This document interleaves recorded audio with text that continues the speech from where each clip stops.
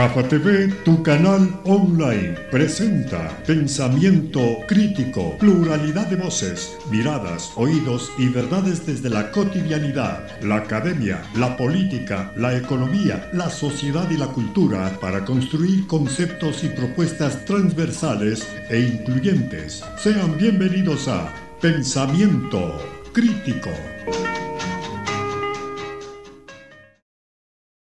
Amigos de GAFA TV Ecuador, tengan ustedes muy buenas tardes. Gracias por estar con Pensamiento Crítico, el programa de entrevistas de GAFA TV Ecuador. Les recordamos que nos pueden ver en Twitter, Instagram, YouTube y por supuesto nuestra página web www.gafatv.com.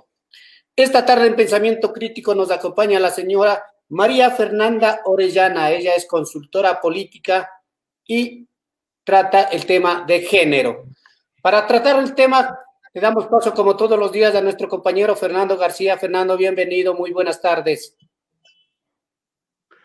Hola Galo, buenas tardes a todos los amigos que nos siguen en Ecuador y en el mundo en el programa Pensamiento Crítico de la plataforma digital GAFA TV Ecuador. Esta vez vamos a hablar de temas políticos, de temas electorales, para lo cual hemos invitado a María Fernanda Orellana. Ella es socióloga, consultora política y de género. María Fernanda, muchas gracias por la deferencia a nuestro programa, muy amable por aceptar este diálogo. Para comenzar, tras saludarla, le pregunto de entrada, hasta aquí, ¿cuál es la lectura que usted tiene como politóloga, como socióloga, respecto al proceso electoral que ha comenzado oficialmente en el Ecuador desde la semana pasada? ¿Cuál es su lectura, por favor? Buenas tardes. En primer lugar, le quiero agradecer a Fernando García y a Galo, a Chic, en este caso, los conductores del programa GAFA TV, que se pasa por Facebook Live para las redes sociales. Bueno, la situación política del país en este momento es nueva desde el punto de vista de que atravesamos al mismo tiempo una crisis mundial, una crisis regional y nacional por la propagación de la pandemia del coronavirus. Por lo tanto, eso eso implica que inclusive la forma en que vayamos a hacer elecciones en esta ocasión para el 2021 también sean un tanto sui generis, un tanto distintas, ¿no?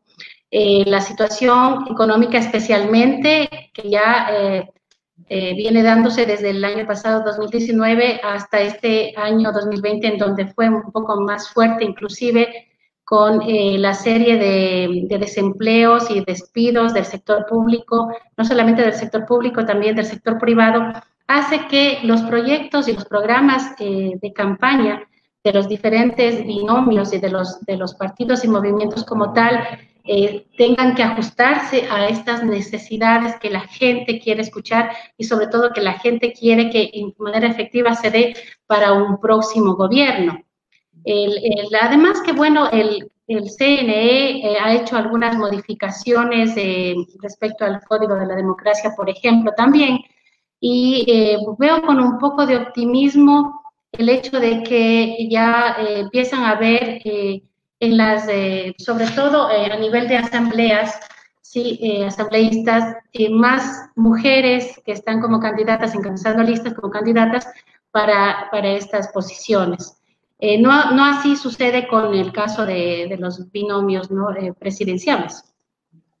Sí, María Fernanda, justamente estas van a ser unas elecciones muy particulares, muy excepcionales, tanto por el asunto sanitario como por el asunto político, social y económico.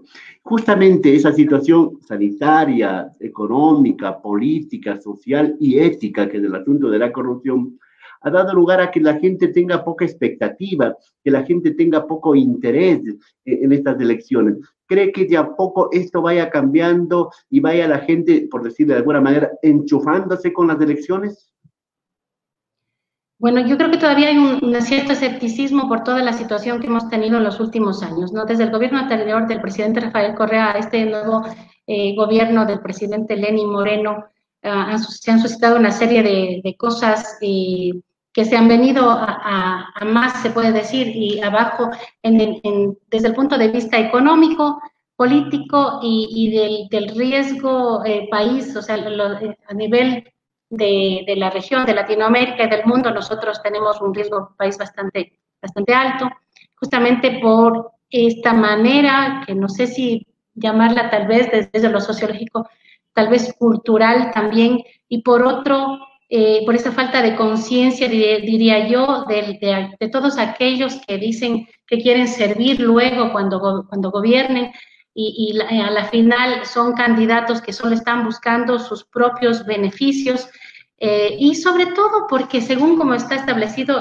el Código de la Democracia y las políticas para elecciones y quiénes pueden ser los candidatos, es que se da este tipo de cosas, puesto que hoy en día yo no estoy en discrepancia de que toda la persona pueda tener derecho a ser un candidato político, pero el mismo hecho de que sin que el que se estudie, de que sea por lo menos alguien que tenga una experiencia, que haya reunido un capital social, que haya hecho algunas actividades a favor de las colectividades y que haya demostrado tanto en su trabajo como en su interrelación con los demás, esto del servicio a los demás, se preste para que sea un buen candidato o no. Entonces, esto es lo que está sucediendo. Ahora, candidatos somos todos, podemos ser todos, y desde el punto de vista democrático está muy bien, pero al mismo tiempo recalco de que sí no puede ir, por ejemplo, a la Asamblea Nacional cualquier persona, ¿no?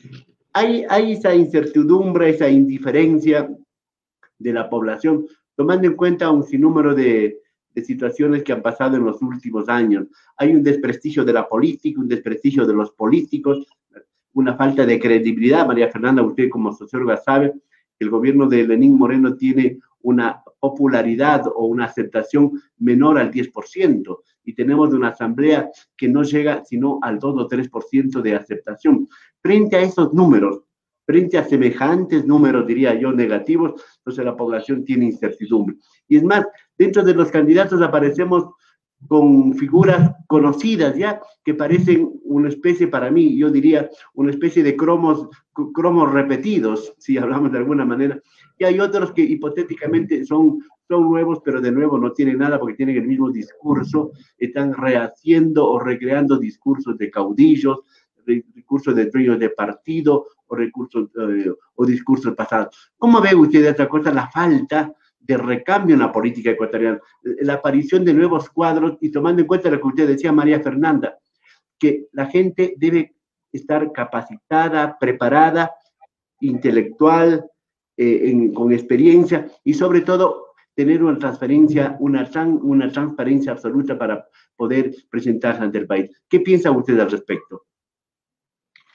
Sí, nuevamente repito, justamente en las políticas que se han aprobado, en este caso con respecto a las leyes de elecciones, el Código de la Democracia, etcétera, se están permitiendo o facilitan este tipo de cosas, ¿sí? Especialmente de que los candidatos sean cualquier persona. Como digo, la democracia allí está presente, pero no puede ser cualquier persona que vaya a legislar y que dicte las leyes que van a regir a un país.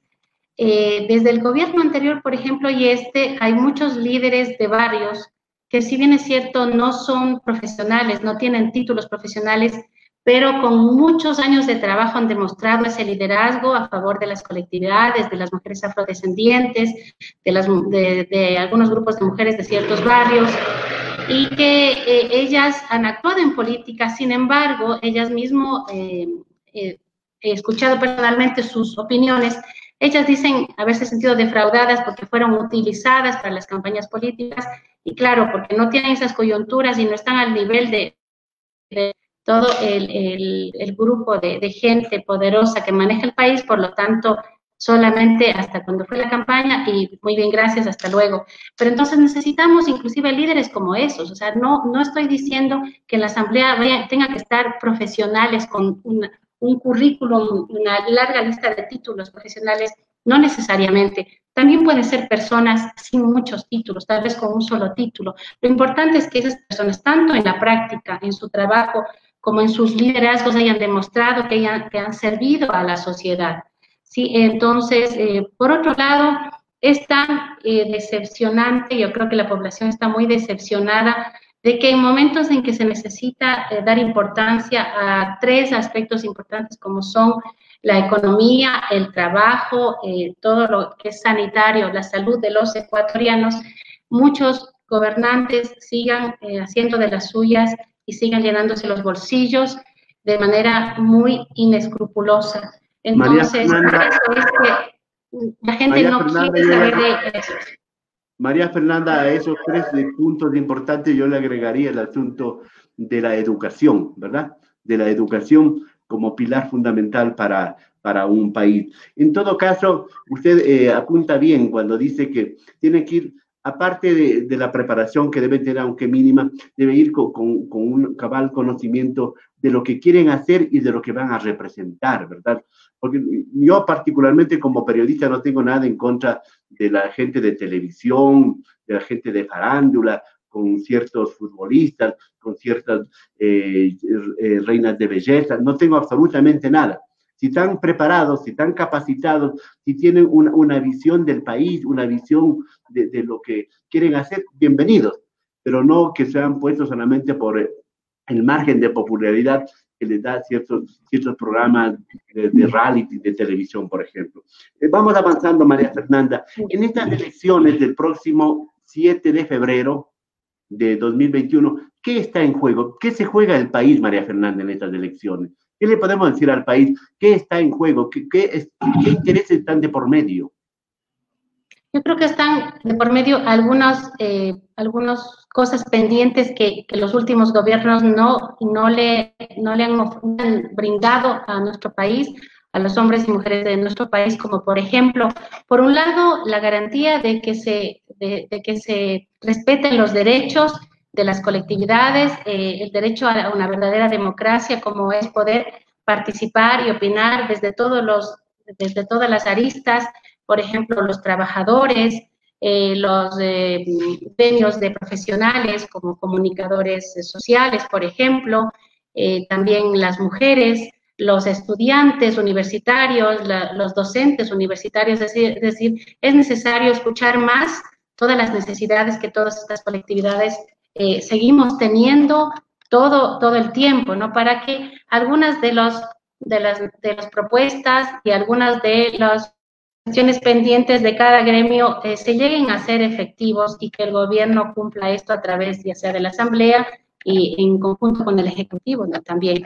Entonces, por otro lado, no solamente es escuchar y permitir la participación de los diferentes sectores, por otro lado también está pendiente, como se ha visto en esta pandemia, de que el sector sanitario y toda la estructura sanitaria se refuerce, se dé más interés, de tal manera que no esperemos a que haya otro virus, como ya esta vez hubo con el COVID-19 y nos tomó de sorpresa, sino que no esperemos a que haya otra versión de virus, porque posiblemente la pueda haber después, para que nosotros allí recién nos pongamos a ver de qué manera salvamos al país, de qué manera tomamos todas las medidas necesarias y sanitarias.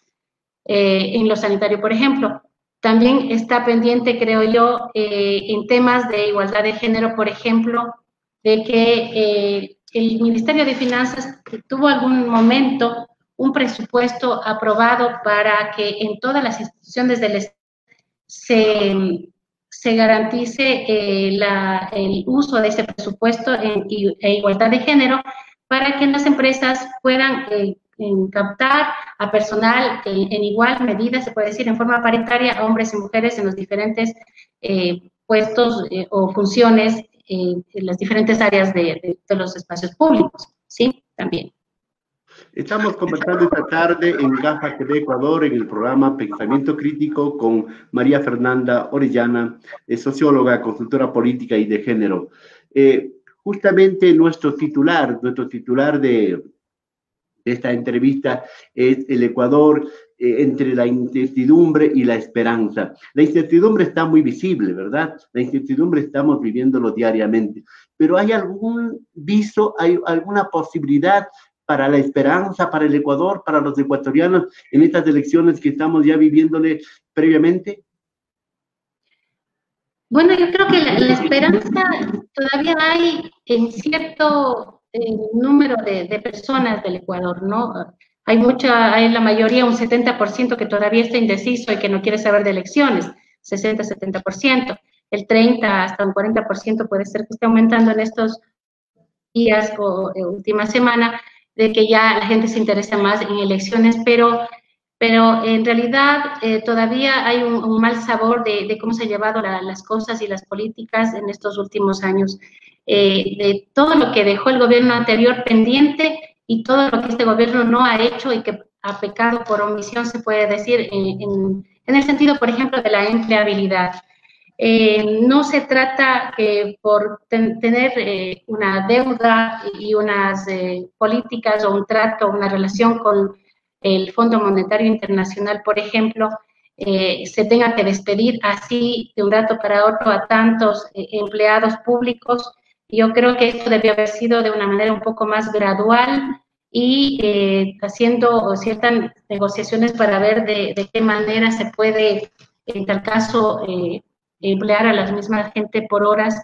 Yo sé que esto nos lleva a una precarización del trabajo, sin embargo, este fue un boom terrible para todas las familias ecuatorianas, que no solamente en el sector de los medios de comunicación se ha dado, sino también en otras empresas públicas, ¿no?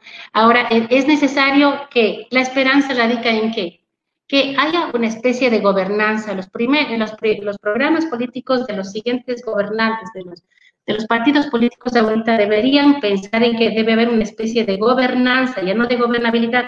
¿Qué significa la gobernanza? Significa que debemos pensar en que somos Estado junto a la empresa privada y la sociedad civil o todas las colectividades civiles para trabajar en armonía o en conjunto. El Estado no puede hacer todo, ya se ha comprobado.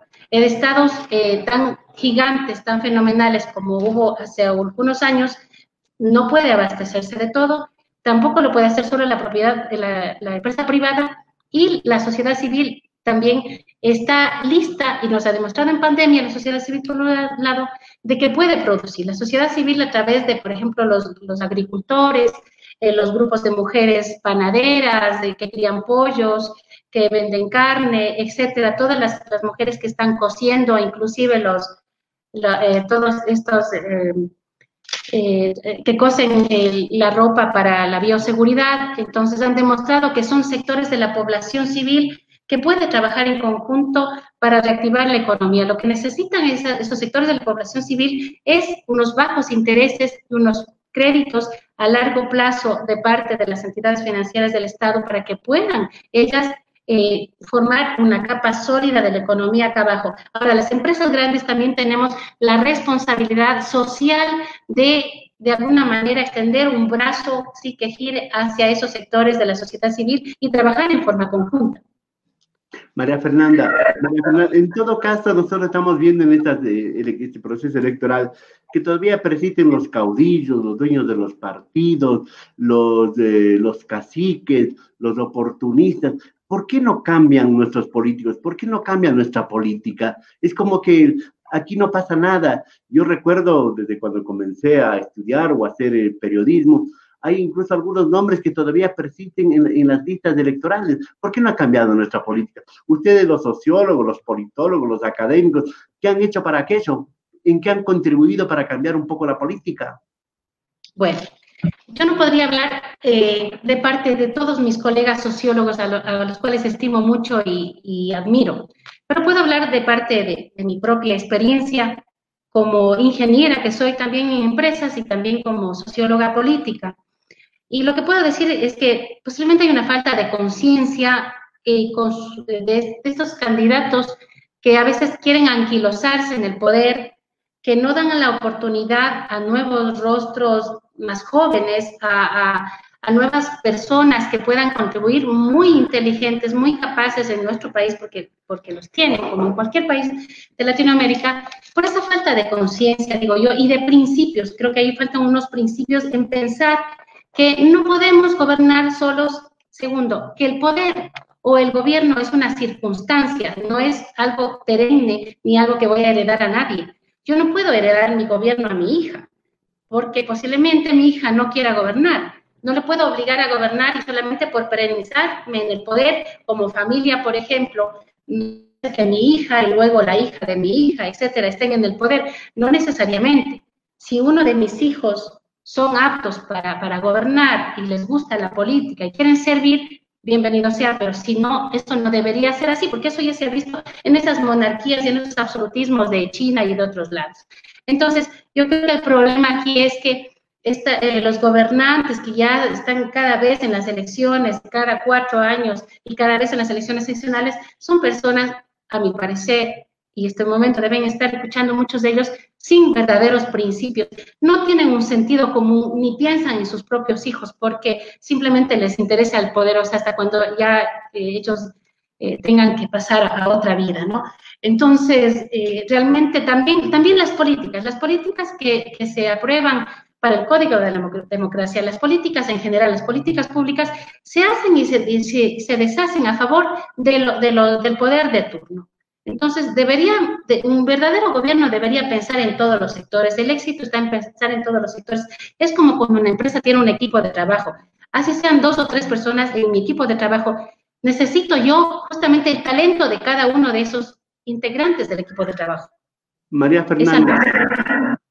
Fernanda, al comienzo de este diálogo usted decía respecto al asunto de la participación de la mujer en la política. Vemos que ha avanzado, hay muchas políticas que han estado en la asamblea, en los ministerios, en otras instancias. Pero ahora, en el asunto de las papeletas, hasta el momento tenemos solamente una mujer que va a participar como candidata a la presidencia y unas 2 o 3 mujeres que hipotéticamente participarían como candidatas a la vicepresidencia. No sabemos todavía las listas para tanto asambleístas provinciales, nacionales o parlamento andino. En todo caso, esto de la paridad de género, tanto en el Estado, tanto en el sector público como privado, todavía sigue siendo un asunto que hay que seguir luchando y seguir conquistando, y luego ya no habrá necesidad, y eso sería lo deseable, que sea a través de la ley, sino a través ya de una situación dada, una situación concreta, María Fernanda.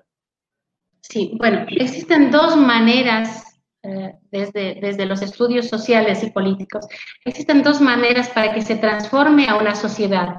Y si hablamos de transformar a una sociedad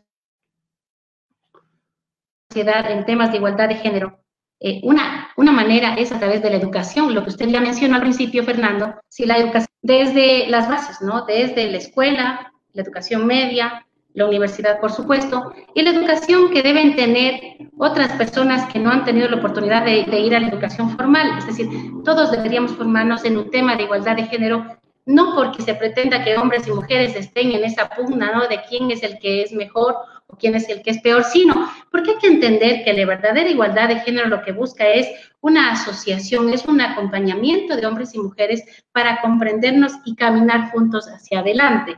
Se ha demostrado, se ha visto que las mujeres somos muy buenas administradoras del tiempo, de los recursos y en general. Entonces, con respecto a temas políticos y de igualdad de género, ya para el 7 de octubre tendremos con mayor claridad cuáles serán todos los candidatos y qué porcentajes habrán de mujeres candidatas y cuántos de hombres. Sin embargo, todavía hasta el 2025, según el Código de la Democracia, hasta allí no tendremos esa obligatoriedad de que los binomios presidenciales sean hombre y mujer exactamente en todos los movimientos y todos los partidos políticos. Hay un proceso en el 2023, será de un 30%, ahora es de un 15% para el 2021, pero esto es un proceso, bueno, yo creo que la presidenta del CNE, también como mujer que ella ha hecho un esfuerzo en este sentido y está siendo empática con las mujeres de nuestro país. Sin embargo, en la igualdad de género, el comprender esto, de que hombres y mujeres somos compañeros de vida y de trabajo, esto es una cuestión cultural, o sea, se necesita que cambie la educación y se necesita que al mismo tiempo las leyes acompañen a que esa educación cambie. María Fernanda, porque en último se ha visto, o sea, un poco cómo funciona la participación de la mujer, porque responden a los intereses de los grupos de poder, de sus partidos, de sus líderes, de sus caudillos. Entonces todavía no se puede decir que el hecho de que vaya una mujer a determinada función pública, que vaya a la presidencia, a la vicepresidencia u otras dependencias, no se garantiza de que por el solo hecho de ser mujer está garantizado todo. Está garantizado la transparencia, está garantizado la eficiencia, está garantizada la capacidad. Eso hay que ir trabajando y hay que ir construyendo. En todo caso, vamos avanzando en este diálogo. Yo le pregunto a mi invitada María Fernanda Orellana, ahora tenemos, a falta de propuestas, a falta de programas, a falta de agendas de los candidatos, de los aspirantes a la presidencia y a otras funciones, viene una especie de guerra de las encuestas. Usted también es experta en encuestas. ¿Cómo ve ese asunto de la guerra de las encuestas? Que unos le dan ganador a uno, otras a otras, y las encuestas también quedan en entredicho, y eso es no de ahora, desde hace algún tiempo atrás. Bueno, muchas gracias por lo que me acaba de decir. Realmente no es que sea una experta en encuestas, somos una consultora que asesoramos en política también a candidatos, pero bueno, con respecto a encuestas, siempre se ha visto que las encuestas responden también a los intereses de uno u de otro sector político, ¿sí? de los poderes que están divididos aquí en nuestro país, y que bueno, se puede confiar en ciertas encuestadoras un poco más que en otras, ¿no? Pero sí, esto siempre se va a dar hasta el final, de tal manera que estos resultados antes de elecciones y antes de la campaña están exponiéndose en forma pública, hacen que la población, tienen una intención de que la población justamente diga, no, es que tal encuestadora dice que gana, por ejemplo, Arauz con el 44%, entonces vamos a darle al ganador, es Arauz, ya sigamos con él, o sea, más o menos así. Sobre todo en la población que está menos informada, que tiene una cultura política no tan adecuada, y bueno, no solamente eso, yo creo que al final muchos dicen, no quiero votar nulo, pero quiero votar, entonces voy a ir por la mayoría. O sea, bueno, yo creo que hay que tener una conciencia política en este sentido, una conciencia de qué queremos para nuestro país, para, según eso, decidirnos por quién votar. Las encuestadoras lo que hacen esto es manejar a la población prácticamente. En todo caso, las encuestadoras también tienen sus intereses y son unas empresas, ¿no es cierto? Son los negocios en última instancia que tienen sus propios intereses. Ya que mencionó usted, María Fernanda, a Arauz, uno de los candidatos, ¿qué piensa? ¿Qué piensa si es que no es calificada esa lista, si es que es desechada? ¿A quién beneficia? ¿Quién va a salir beneficiado de no tener candidato propio, la llamada Revolución Ciudadana y el correísmo?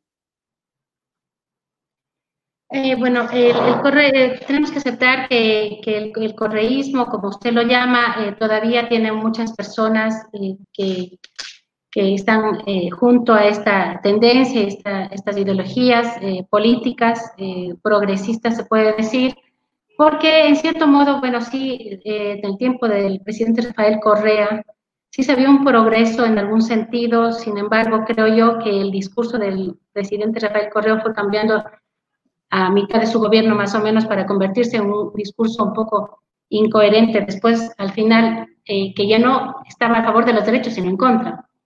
Si es que el correísmo no tiene el candidato que tanto se ha anunciado, que es Arauz, yo creo que allí todos los otros movimientos políticos de esa tendencia, ¿sí?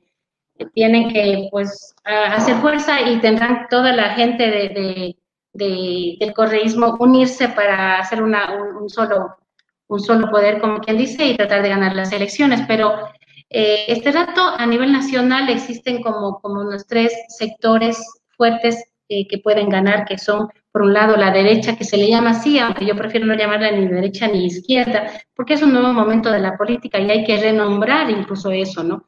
Ya que se crean unos estigmas cuando decimos es solo derecha o es solo izquierda. Pero bueno, por un lado es Lasso, sí, está el candidato Lasso. Por otro lado está también Pachacuti, que de todas maneras, a pesar de todas las situaciones internas que ha tenido, todos estos inconvenientes, también sigue siendo una fuerza autónoma también en tal caso.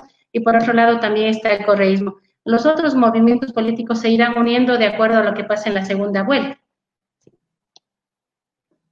María Fernanda, muchas gracias por su tiempo, por sus opiniones en Pensamiento Crítico de GAFA TV Ecuador. Esta ha sido la comparecencia de María Fernanda Orellana, socióloga y consultora política y de género en el programa de esta tarde. Muy amable, muchas gracias, María Fernanda. Muchas gracias, Fernando, también, y a todos un saludo. Gracias.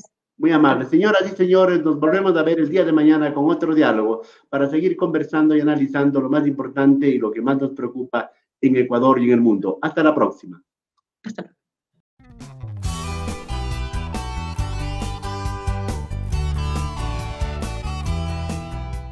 Somos GAFA TV Online, desde Quito, Ecuador, para todo el mundo.